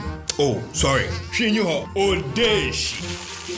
Eji, Dabio, baby womb. Ready? Hey, baby womb. Ah, Eji. I'll cause some discomfort. Ah. Sorry, well, uncle, where would I die? Why your funeral? At to phone for Aerofield Trading. Sorry, it killed them all. No mum share Nanda Daya was mosquito call is to do woman. Na say spray with them, sir. Chaisima a dronum and sana co dynamo. And Kratoi FDA Ajatum.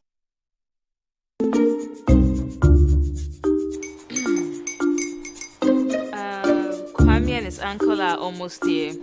Wait a minute. This one too, your friend Kwame. Wait, Kwame. As in the same Kwame again? Yes, mommy. I'm the second coming. Into all this tension just to reintroduce that broke boy from Kaswa. Why would you deceive the family like this again? Now I understand the whole delay. Troll from Kaswa dear. Why wouldn't he be late? Or be later? Of course.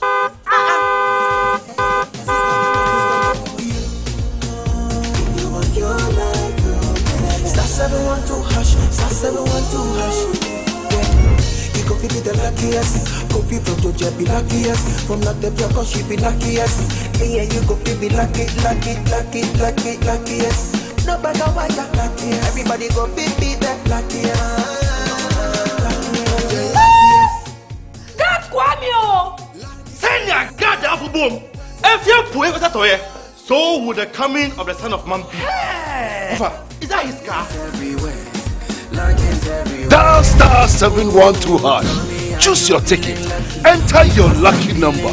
Follow the prompts and let destiny handle the rest. This promotion is regulated by the NLA on the Caritas platform.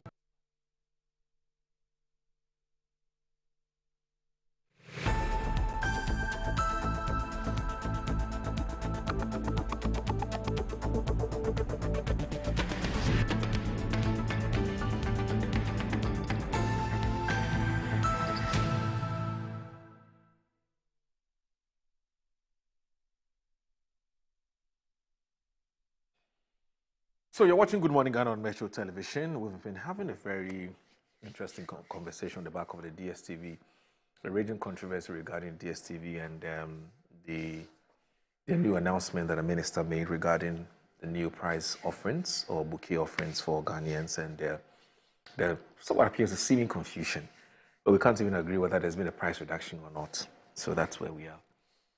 So we're going to move on, and we want to look at some other issues. We have just about basically 30 minutes to deal with this matter. Now, it was a matter which came up, I think it was last weekend.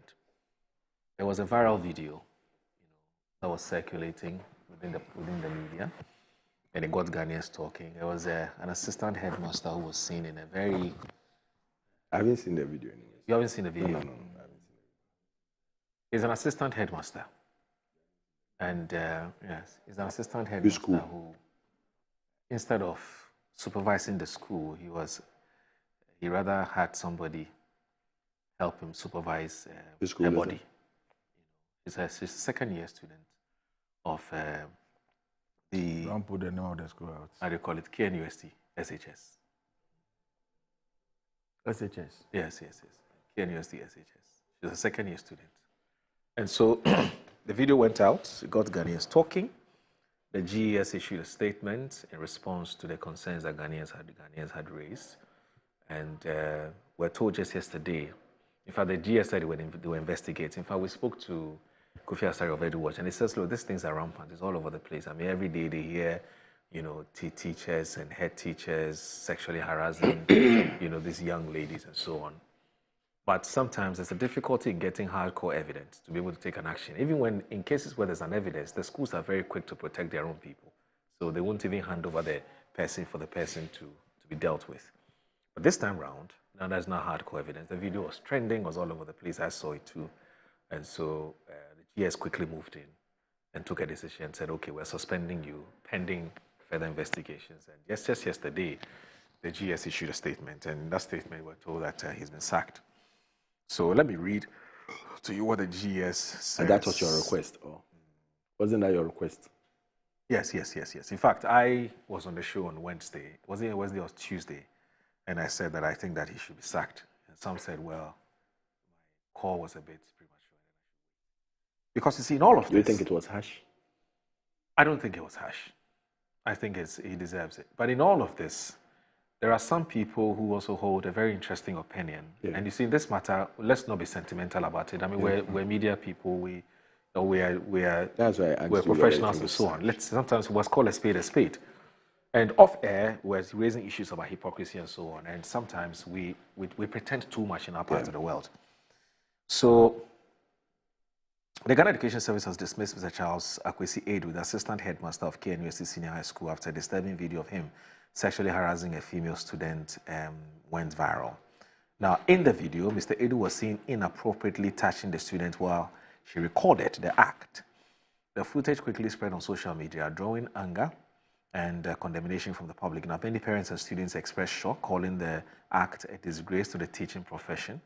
Now, GS has responded swiftly to the situation, and a statement signed by the head of public relations, Mr. Daniel Fenyi, The service confirmed Mr. Edo's dismissal. The statement described his conduct as not acceptable and unprofessional, stressing that such behavior would not be tolerated in the country's schools. In line with our commitment to safeguarding the integrity of the teaching profession and ensuring the safety and welfare of students under our care, Mr. Edo has already been removed from office and prohibited from going to the school while thorough investigations are being carried out.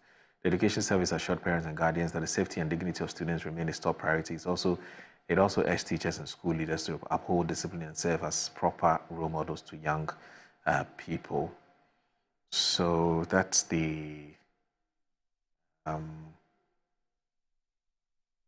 right. So let me just quickly pick your thoughts on. I'm sure even if you didn't see the video, I'm sure you heard about it.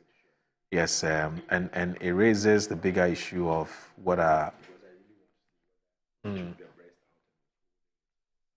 Well, in the video, you would see him basically caressing and playing with her breast. And did he touch? Is it the uniform he touched, or is it breast that he touched? Well, he touched the uniform, but it wasn't just. He wasn't interested in the uniform, obviously. He was interested in the breast. Is it clear? Is the video clear to show you all that? The video was clear. Because I haven't seen the video, so I really can't talk so much about it. Yeah, but here's the thing. But he's been sacked. Hardcore evidence. The mere fact that he's been sacked doesn't mean that really. Oh, he definitely. How old is the girl? He definitely was sacked because they found it reprehensible. How old is the? We don't even know lady in question.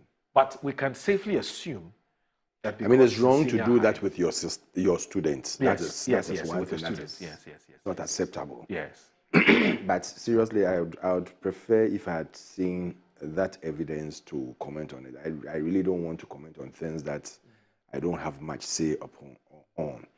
I would just advise that we are all vulnerable and we are all human and anything could happen to anybody. Once you are human and you have blood running through your veins and you become easily vulnerable to some of these sexual things, whether male or female. We don't know whether it's the lady who went to him and he fell prey. We don't know whether he called the lady and decided to do that. Some people think all of this doesn't matter. I believe it matters. Why? Because we are human. We were saying before we went on air that we are human and we pretend a lot. A lot of things are happening, but people are not saying it. A lot of things are going on, but people are not coming out. You can get young people trying to, come onto you. And if you are just vulnerable, you can fall into it. So we shouldn't pretend as if it's only men who just get up on their own and go and do things. Even as a man, before you go and even try to speak to a young girl, you are sometimes very careful that if you go, is the girl going to disgrace you or not? Some of these things. And so we need to also be very careful. And that is why if you look at most secondary schools, you will see that girls' secondary schools put a headmistress there and not a headmaster to govern the school. In the same vein, the boys, they put the headmaster instead of headmistress. It's not for any just cause that they do that. And it's not for any just cause that when you go to a girls' school, they'll tell you that the senior house master is a lady and not a male to check the students. Because you can walk into a girls' as a house mistress or as a senior house mistress, you can walk into the girls' dormitory and everything just like that to check what they are doing. Can the man go and do that? Because when you are going, you have to alert them that you are coming in. So if they are doing something that is not right, and it's not just for any reason that they put all these measures in place. So we need to look at it from both ways. And I would also say it for the last time that I cannot comment much if I haven't really looked at the video in full. But these are the basic things I'll say. I'll say there's vulnerability, and I would say once you are working with younger people, you have to be very, very careful. There was an MP. I don't know, I've forgotten exactly what his name is, but he was expressing a similar view, and that he was of the view that rather than looking at it as a case of sexual abuse, we should rather look at it as a case of people being in a relationship, except that it was a relationship with the wrong person. And he's come out of some massive flack for saying that. And I even suspect that he's been made to apologize or something like that. I mean, so, I'm sure you know Felicity Nelson. Mm-hmm. Yeah. She's now with the Ghana Tourist Development Board. She has actually even written, how do you call it, a piece on this matter. And she has been very critical of the media and how the media has covered this whole matter. I've been trying to look for that. Do you remember, just a quick one before he comes in, do you remember these kids who just finished school and have put on all social media that they are coming to chop at them and they are coming to do yesterday this? we played that video. Yes. Yes, So if such a kid is in your school and is able to even put it on social media, take a picture of herself and put these things on social media and is able to do that, what can, I'm not saying that the headmaster should be vulnerable to be tempted, but what can they do? Food for thought. So he's the MP for Trifo. Etimokwa. Yes. And he was of the... This guy, I've forgotten his name. Oh. Yes. So I want to read exactly what he says. But whilst at it, Fred, I want to get your preliminary thoughts on this, because I want us to finish with this, and if there's time, we can briefly look at Galamsey before we leave here. Moro. Yes. Oh, so I saw indeed, somebody says yes. He was actually made to apologize for saying that the discussion has been very one-sided. That's what he thinks, that it's been one-sided, but now he's made to apologize for that. Well, Moro, one lesson or something we all need to remind ourselves of every day is the fact that we are not living life for ourselves alone. Okay.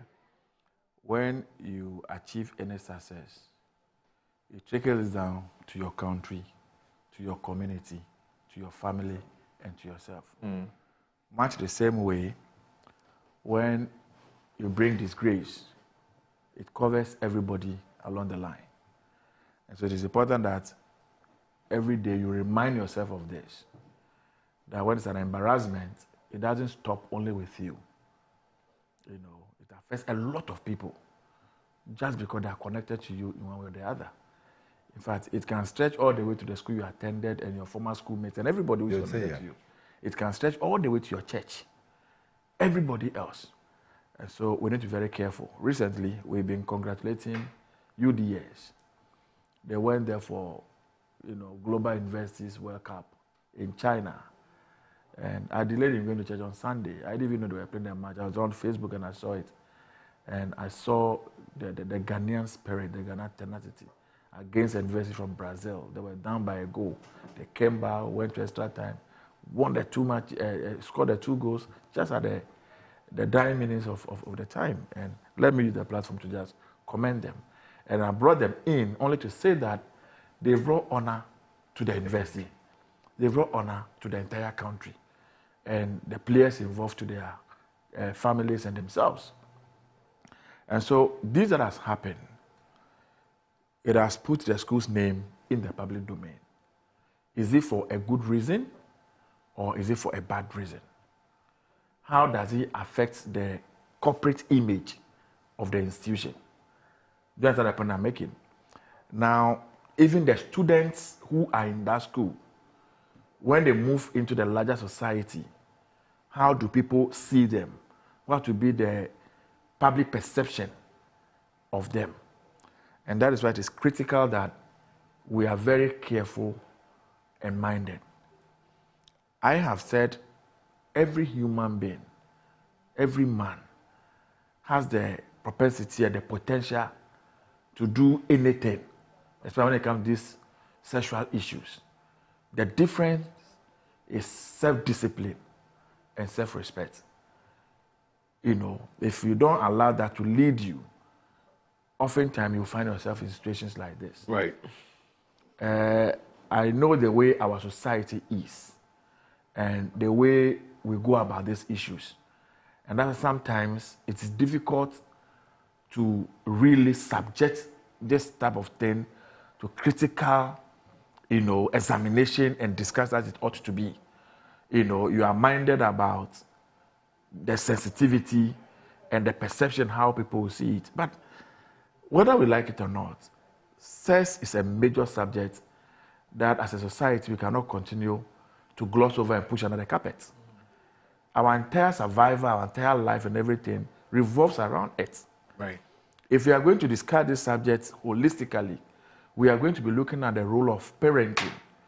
we are going to be looking at the role of the church, the morale of the society, the current decadence that we have found ourselves in, the role social media is playing, and how, informed our children have become of things that either you will never even hear the adults talk about. When they are saying those things, you are not close to them.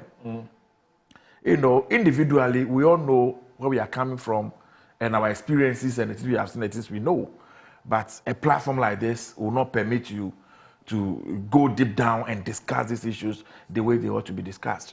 So in as much as unconditionally condemn what happened, the video that came out, whatever role anybody might have played, we need to condemn it outright. I think that we must go beyond just the condemnation, go beyond just the sacking of the assistant headmaster and all that, and do some deliberate self-introspection. That a society, where are we heading? Which generation of young people are we, nurturing? Do you understand?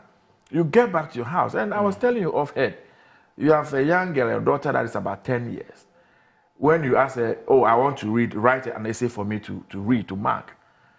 And consistently, when you read the story, the storyline, the narrative, the things they talk about, you'll be surprised.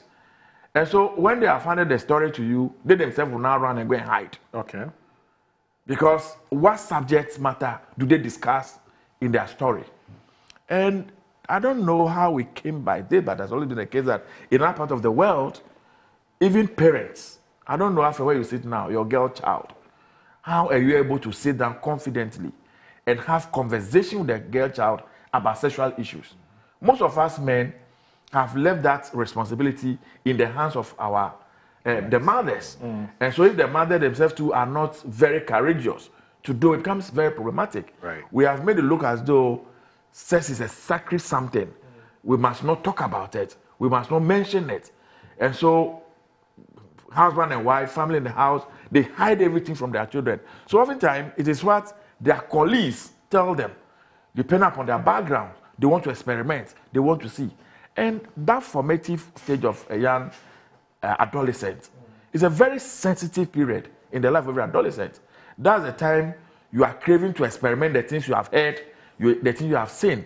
Now, the content of the things we watch these days, even on our national televisions. Sometimes you sit in the house, in the sitting room, and be watching television, especially some of these movies with your children, it's becoming itself very difficult. Right. Because before you say Jack, a scene will just bam on you. You don't know whether you should turn the TV on, you don't know whether you should explain to your children, you don't know whether you should just look on and for it to pass. We do the censoring of the things we put out. And so, in one vein, the society cannot be promoting a culture very, very, very fast. Or we are glossing over a culture that is swallowing us up. And when that starts playing out in reality, then as usual, our hypocritical self, our pious self, then now we start jostling around it some way. It's difficult, really. It's very difficult. This is something that if we are a society that is willing to allow people to express themselves from different perspectives on the subject, take the emotions out, take everything out, I'm sure we can do ourselves good. But where we are now, it's as if everybody expects you to communicate in a particular way. Everybody expects to see the issue in a particular way. Everybody expects you to also agree that that is what it is. And so which other view you hold on the subject matter, you struggle to articulate it. That's the problem we have on this issue. Now, it's just like saying that, oh, people have been stealing every day, people have been stealing, but because you've not been caught, so you are not a thief. It is somebody who has been caught, so he is the biggest thief in town. Is it true? Is he the biggest thief in town? Is it true that he's the biggest thief in town? Right. Do you understand the point I'm making? And so for me, we can do all the things that we know how to do best as a people, but it's not a solution to the issue. It is a bigger issue than we can imagine. And so if indeed we are determined to resolve the issue, we need to go back to the basis. Parenting has a major responsibility. Today, all of us are so busy. All of us are looking for bread and butter. We are all running all over the place. We are afraid. We can attest to it. I live in the house maybe with your wife and children. By the time you are leaving home, these kids are sleeping. By the time you are back home, they are sleeping. So sometimes for a whole week, you've not even seen your own children to even have any conversation. You don't know the people they associate and relate with, the people they chat to, the people they talk to. We say we are in a modern society. Every child, even at the age of 10, 12, they must have mobile phones. They phone, the people they call and they communicate on their phone, you don't even know. The things they watch on their phones, you don't know. The churches, the role they are supposed to play to bring up that moral mold a child to understand that, yes, these things, whether I like it or not, they will come to you. You go to come and experience them and come and enjoy them or whatever it is. But for now, these are the challenges they are likely to pose if you get involved. We are not able to have that frank conversation with the people. And so an adolescent child who is very adventurous, who either has watched something on TV, I want to know how it really feels like. You see them doing all manner of things. I want to plead. It's a major issue. It cuts across the society. Who will cast the first stone? Right. Who will pretend he doesn't know? Who will pretend he has not experienced things like this before? Go and line up people, 20, 30, young ladies. Let them share their experiences with you. You will be surprised at the things you hear, right? Let the men be bold and courageous. Line them up. Let them share their experiences with you. You will be surprised at the things you hear. That is the reality of our society. It's not only here. It's becoming a global phenomenon. We need to redefine, we need to look at it. Yesterday, I hear you and the lawyer talking about when you can consent, when you cannot consent, when he argues that when you are 16 years, you can consent to sexual whatever it is, but then you cannot marry the person at that age. I'm not sure if that's the exact position of the law as it is in Ghana now. Yeah. We need to open up this conversation and have it very, very, very dispassionately. So for me, as I said, all of us must be careful that we are not living life for ourselves alone. We are within a society. You represent the aspirations and hopes of other people. People are looking up to you. And so that must guide your actions and inactions so that you don't find yourself where, because really, think about it. This young girl, we have become very reckless. The whole video, I'm told, is all over on the social media. Yeah. Now, what becomes of the morale of this child? How is she even able to now associate with her peers? What becomes of her confidence within the school environment? And one of the first years must do immediately now is, okay, let's move from that school to another school. Sadly enough, in those days when we didn't have the social media and the rest, you can easily do that. She goes to a new environment, nobody even knows that, she's involved in an issue like that. But today, whichever environment you go to, they can relate with what they have seen on the social media. This thing can cause a child to even stop going to school completely, right? Because self-esteem, self-confidence, everything is gone. Now, what has happened to the parents of this child that should go to the market and should go to the church, and people start pointing figures? Oh, ne banner or ne teacher be so even the parents, even the pastor, the church. Oh, sorry. You know what I mean? So it is a bigger issue, right? Okay. And I get all of that, but you see, in all of this, what is the crux of the issue for which reason there's a bit of a public uproar? Sitting here, I don't think that the issue has to do with the fact that she's of age or not, or not. Yeah. Because and the morality behind it's a morality issue. I mean, that's your headmaster. Because I can safely assume, because she's senior high, she's probably 16. 16, 17. Yeah. More 18. Okay, if she's below that, then I don't have a case at all.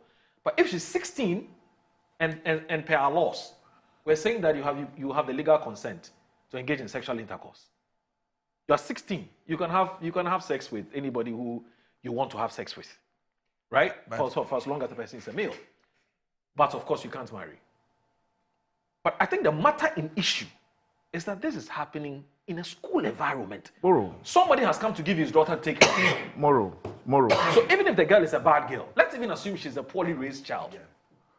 Moro. Must you agree to it? Moro, I think that's for me, that's Moro, the issue. I think that all of us have agreed on this platform. I've heard it myself. Yes. That which the teacher did is condemnable. Yeah. It's unacceptable.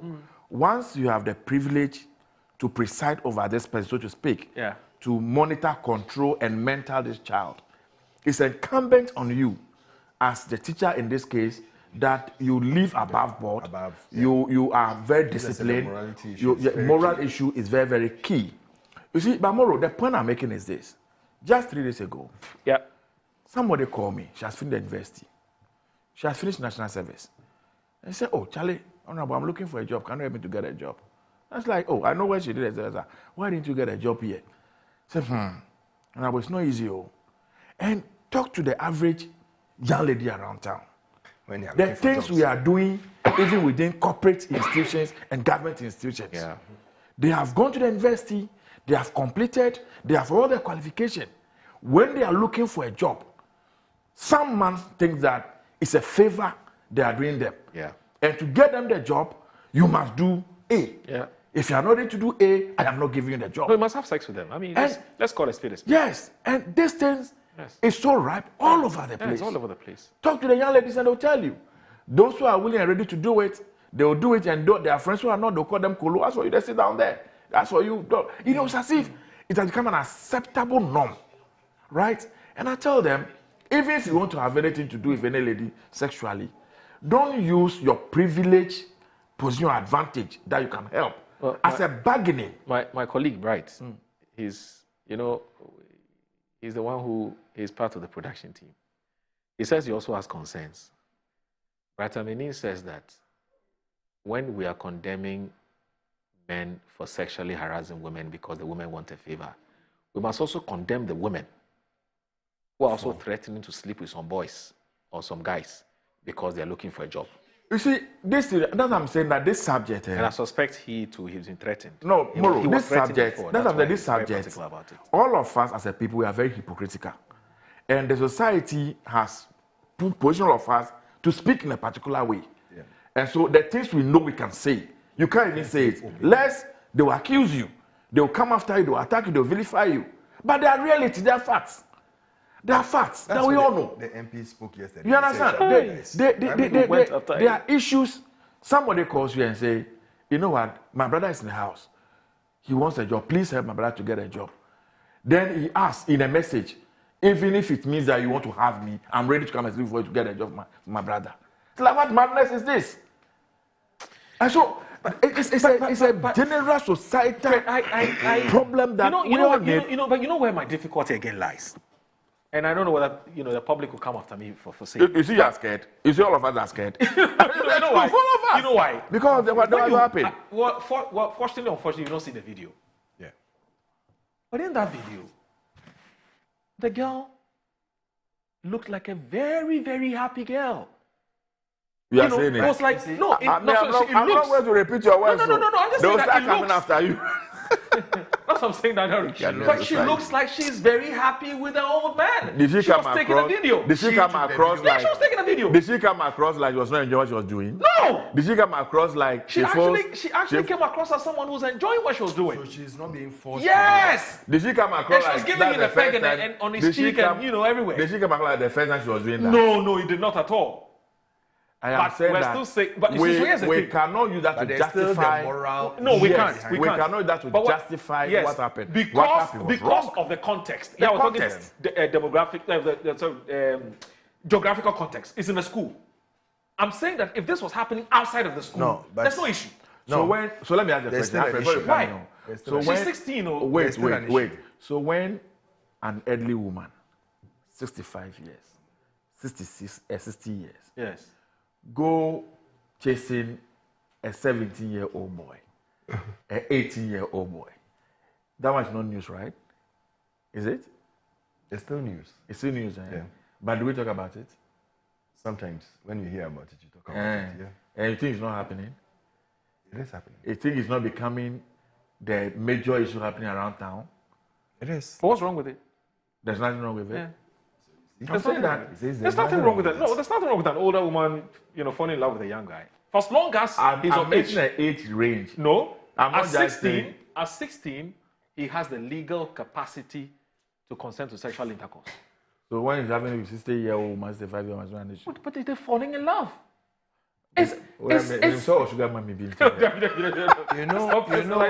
saying a young boy has fallen in love. with a 60-year-old woman. Sugar mommy been to the You know why? Look at something. Look at age of sexual consent around the world. In California, you must be 18.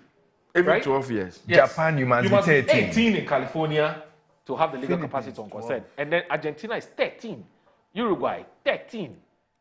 France, 15. UK, 16. Ghana, 16. Brazil, 15. Australia, 16, except in, what's the name? Tasmania. And South Australia. Oh, Tasmania is actually a cartoon. Where's Tasmania? It's cartoon, yeah. And then there's, in Philippines, 12 years old. Bahrain. You are free to have sex. Japan, 13. Bahrain, 15. But you know what? Ghana. So, Moro, recently, yes, I was watching something in UK. Young girls as low as 10 years, 12, 13, had a demonstration that their parents were stopping them from having sex. Yeah, because they can't have sex.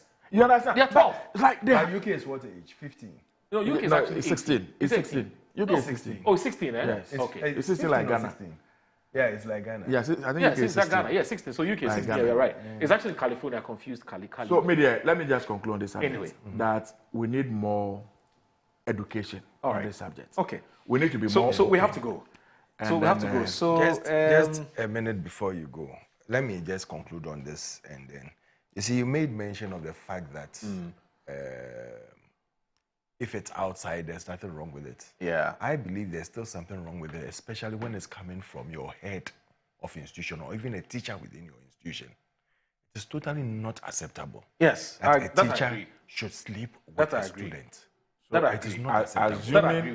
Assuming even the AD, assuming that. So we have to go. We have to go. But assuming we have to go. We have to go. So you asked me a question. No, we have to go. No, you asked me a question at the beginning. Otherwise, they'll kill cutters. I'm sorry. Alfred, I want to thank you very much for joining us because we have a commercial we need to play now, otherwise they won't pay. So Alfred, otherwise that's a commercial time. So Alfred, thank you very much for your time. Alfred Thompson, a member of the MP's communication team, and also Fred Agbenyo, MP for Guan. My name is Aldo Moro. Thanks for watching. Salamu alaikum wa rahmatullahi wa barakatuh. Bye-bye.